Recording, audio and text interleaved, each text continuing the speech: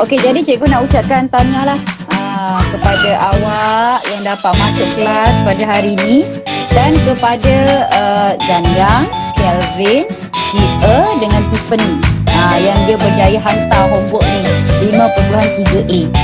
Okey, dia tak ada masalah kalau awak tak tahu, awak PM cikgu macam mana nak buat. Cikgu akan tunjuklah. Dia sebenarnya memang macam susah sikit je nak tunjuk gambar rajah yang ni sebab dia memerlukan drawing kan. Tapi nanti cikgu bagilah sesiapa punya yang macam okey tu, tengok dia boleh faham tak. Okey, jadi hari ni standard pembelajaran kita akan sambung membuat dan menentusahkan konjektor tentang sifat kalis tukar tertib. Kalis tukar tertib terhadap gabungan transformasi. Okey. Jadi apakah kesan sifat kalis tukar tertib terhadap gabungan transformasi? Alright, jadi kita tengok. Diberi bahawa P dan Q ialah dua transformasi yang berlainan. Adakah imej di bawah transformasi PQ? Okey, kalau kita transformkan PQ, dia akan sama dengan transform QP. Transformasi QP, sama ke tak sama? Jadi kita tengok. Ini yang dia katakan kalis tukar tertib. Okey, dia dah buat eksperimen ke atas tu. Jadi dia dapati bahawa suatu gabungan transformasi AB mematuhi sifat kalis tukar tertib jika imej di bawah gabungan AB dan gabungan BA adalah sama. Okey, kalau imej dia sama, dia dah buat AB, lepas tu dia buat BA, dua-dua sama, so dia akan mematuhi sifat kalis tukar tertib. Tapi kalau transformasi AB dia tak sama, dia tak, AB bila transformkan dan BA awak transformkan, imej tu dia tak sama. Tak sama maksudnya kedudukan dia berbeza lah. Okey, jadi dia tidak mematuhi sifat kalis tukar tertib. Kalis tukar tertib tu maksudnya dia tukarkan kedudukan dia. Right. Okey, so kita tengok contoh 18.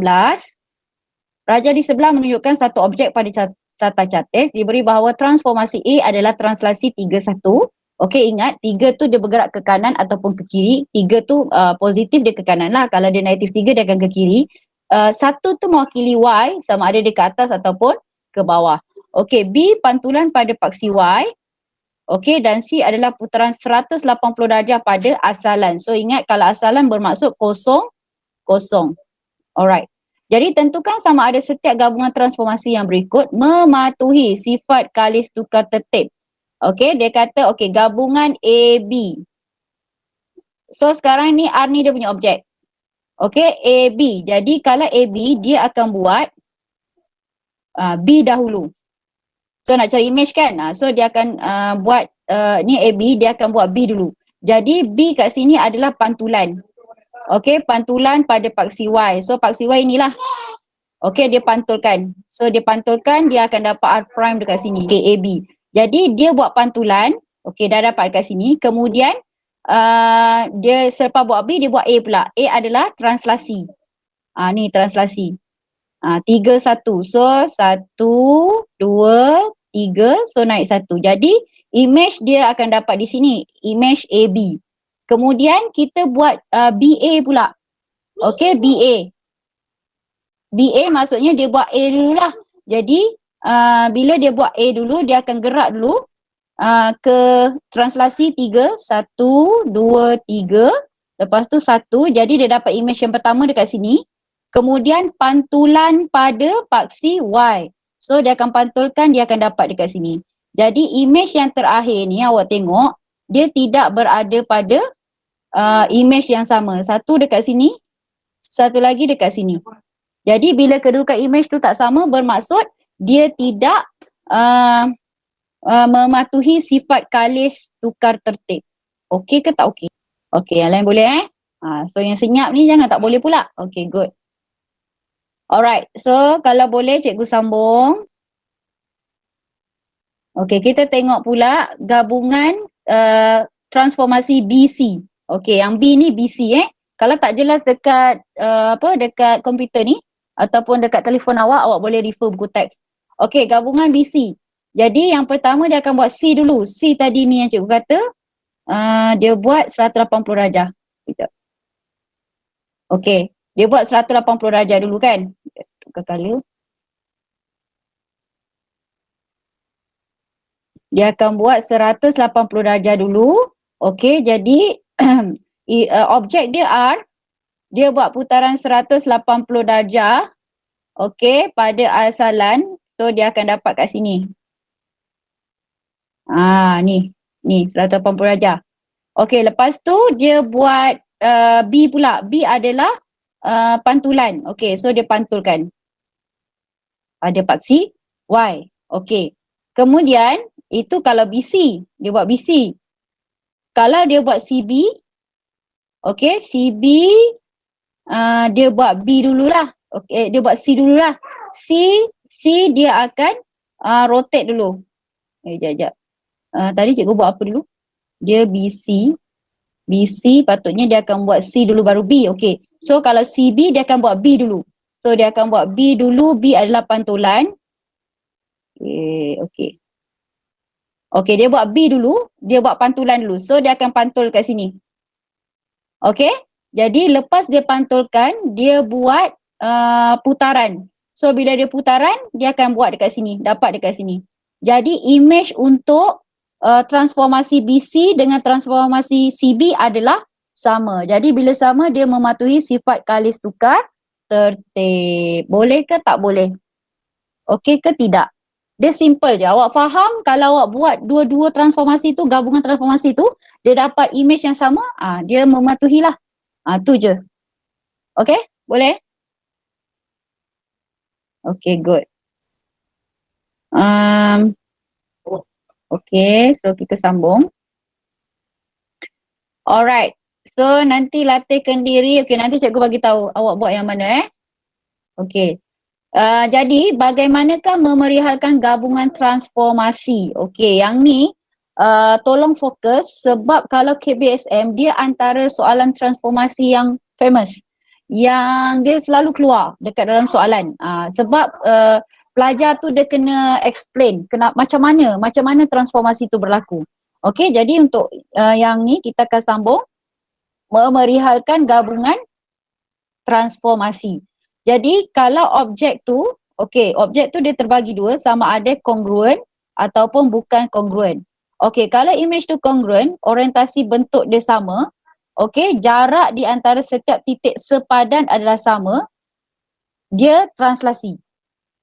Yang ni maksud dia memerihalkan, awak tengok dia akan bagi awak gambar raja, yang dah ada transformasi.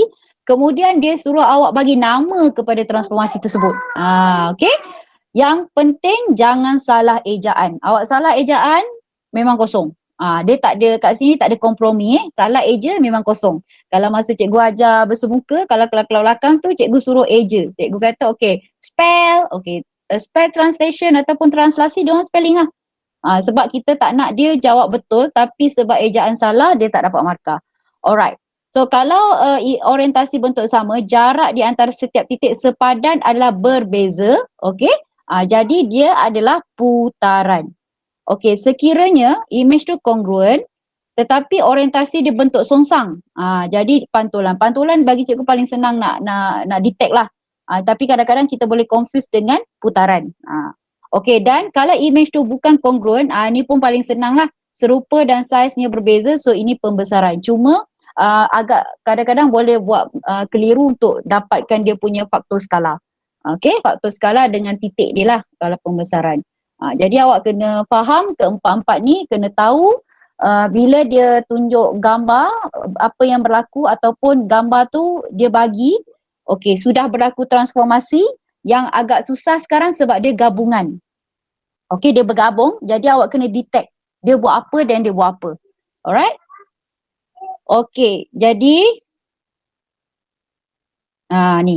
Semasa memerihalkan gabungan transformasi AB, kita perlu mengikut tertibnya, iaitu B dulu baru diikuti oleh A. Ni syarat dia. So jadi dalam raja di bawah contoh 19, E prime ialah image bagi objek E di bawah gabungan transformasi ST. So kalau dia kata ni tadi AB kan, so kita kena check B dulu baru A. So sama juga ni lah. Kalau ST awak kena check T dulu yang pertama, then yang kedua baru check yang S. Jadi soalan A, perihalkan transformasi T. Dia kata dia suruh cari. Transformasi tu, transformasi T apa dia buat. Lepas tu S tu pun sama. Kemudian dia kata seterusnya perihalkan satu transformasi tunggal yang setara dengan gabungan transformasi ST. Yang ni perlukan awak berfikir sikit. Dia bagi soalan ni, dia buat gabungan. Tetapi last dia kata, okey, apa agaknya transformasi tunggal ataupun single yang dia buat, tapi dia punya image tu sama. Okey. So kita tengok penyelesaian dia. Okey, awak boleh rujuk buku teks lah untuk yang original soalan Okey, sekarang ni T, dia buat apa T? Okey, T ni awak tengok dia buat putaran 180 darjah pada pusat negatif 26. Dekat sini. Dia putarkan, jadi dia dapat dekat sini. Ni yang kecil ni. Ini image yang pertama. Ini adalah T. Okey, dalam peperiksaan, putaran 1 markah.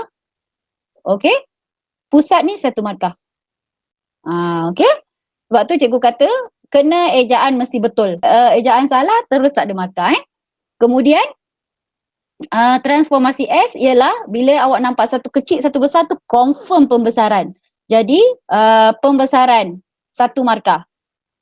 Pembesaran, cari dia di pusat mana. Okey, yang ni awak sambungkan je titik ni. Sambungkan titik. Okey, awak sambungkan titik yang ni. Okey, terus sampai dekat sini. Yang ni pun, so dia dapat kat sini. So, titik dia 16 pun 1 markah. Dan cari faktor skala dia, awak dapat 2, 1 markah. Jadi dekat sini je awak dah boleh dapat 5 markah. Okey, so tolong berhati-hati. Dekat sini. Soalan ni antara soalan yang favourite lah kalau KBSM. So bila dalam KSSM pun ada, cikgu yakin dia pun pattern dia lebih kurang sama lah yang akan keluar. Okey? Jadi soalan B, soalan B tadi dia kata apa? Satu je, satu transformasi tunggal yang sama, setara. Okey, dengan gabungan ST tadi.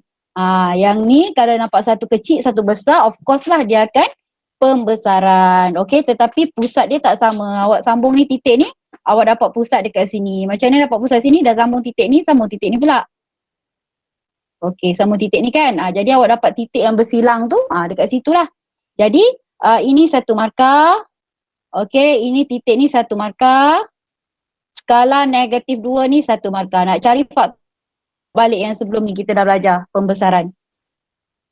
Okey, penyelesaian masalah. Okey, bila penyelesaian masalah ni, for your information, kalau KBSM, soalan transformation sahaja, kertas 2, 12 markah. Memang soalan wajib. Tapi awak ada pilihan jawab. Cuma dalam KSSM ni, mungkin dia boleh keluar dalam bahagian B. Bahagian B tu sama ada, dia boleh bahagian B dan bahagian C. Kalau C tu markah dia sampai 15.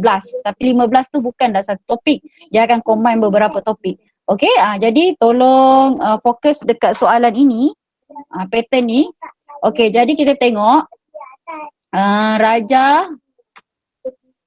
Okey, Raja di bawah menunjukkan peta bagi satu kawasan hutan lipo. Kawasan berwarna merupakan habitat sekawan hidupan liar. Okey, kawasan sisi 4A, B, C, D dan QRSB merupakan pondok pemerhatian aktiviti hidupan liar. Okey, jadi kita tengok A, B, C, D ni yang kecil ni dan QRSB yang kecil ni juga. Okey, jadi konsep transformasi digunakan untuk membina pondok pemerhatian tersebut dengan keadaan A, B, C, D. Okey, ABCD ialah image. Image bagi PRTU. Okey, PRTU maksudnya yang besar ni. Yang besar ni objek, yang kecil ni image. So bila awak jawab transformation ni, awak kena kenal pasti. Yang mana satu objek, yang mana satu image dia. Okey, kemudian soalannya perihalkan selengkapnya transformasi V dan U. Okey, so tadi kalau kita ada UV, kita kena buat V dulu kan. Okey, so kita tengok. Okey, apa yang berlaku? Ini soalan dia. Ini soalan dia. Okey, jadi V ialah pembesaran pada pusat 01. So V tu dia buat pembesaran dulu. Okey, dia buat pembesaran dulu. So dia akan dapat pusat dekat sini. Okey, pusat dia 01, faktor skala 1/3. Okey, siapa yang tak ingat nak cari faktor skala ni boleh refer balik sebelum ni, pembesaran. Okey, yang ni pun sebenarnya menengah rendah awak dah belajar macam mana nak cari faktor skala. Okey, kemudian ini dah 1 markah. Ini 1 markah, ini akan dapat 1 markah. Okey, lepas tu yang kedua, U ialah daripada dekat sini ni, dia nak jadikan image yang di sini, dia melakukan putaran. Okey, putaran 90 darjah, 1 markah. Okey, putaran 1 markah. 90 darjah lawan arah jam. Okey, 1 markah.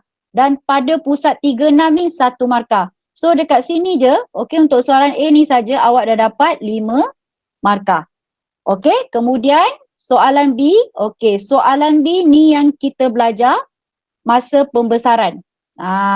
Yang pembesaran sebelum ni kita dah belajar dan sepatutnya awak dah buat dah latihan tu. Siapa tak buat latihan itu kemungkinan boleh menyebabkan awak tak ingat langsung. Okey, so siapa yang dah buat tu memang rasanya dia boleh ingat lah. Okey, jadi diberi luas pemerhatian pondok pemerhatian ABCD ialah 4.5 meter persegi. Okey, ABCD. So ini adalah image. Okey, luas image. So luas image 4.5 meter. Hitung luas meter persegi kawasan berwarna. Okey, kawasan berwarna ini adalah objek tetapi dia nak kawasan berwarna sahaja. Bermaksud kena tolak dengan ini. Okey? Jadi mula-mula apa yang awak kena buat, ini formula. Ini adalah formula. Luas ABCD adalah ABCD luas image sama dengan K kuasa 2 darat luas objek. Okey, yang ni dah belajar sebelum ni, sila semak pembesaran page yang sebelum ni kita dah belajar. Okey, jadi 4.5 awak masukkan nilai kat sini, kita dapat faktor skala diwakili oleh K. Awak akan dapat luas PRTU. Luas PRTU adalah yang besar. Ni semua sekali ni. Okey, jadi awak akan dapat 40.5 meter. Tetapi dia nak yang berwarna.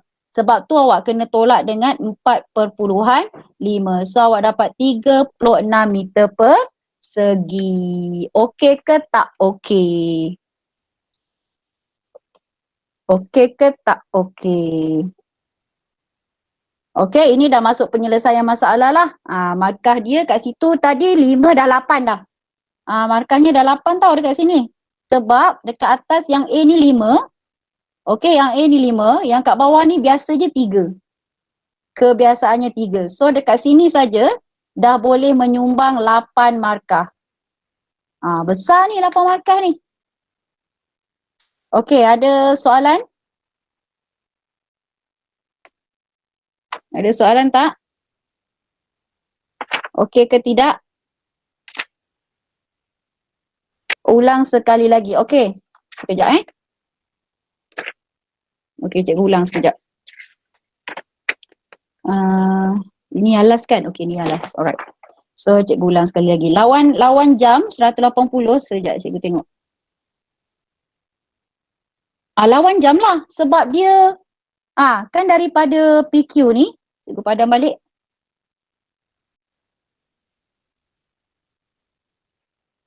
Tiffany nak ulang daripada A ke nak ulang B saja? Sudah faham? Okey, Zanya. Okey. Tiffany nak semua ke ataupun nak B saja ke? B, okey, B saja Okey, yang ni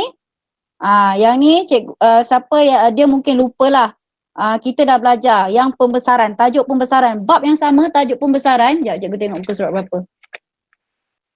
Yang cikgu suruh awak hantar tu kerja tu kan, cikgu suruh hantar kerja, lepas tu kita pun belajar okey faktor skala antara muka surat 139, 140, okey.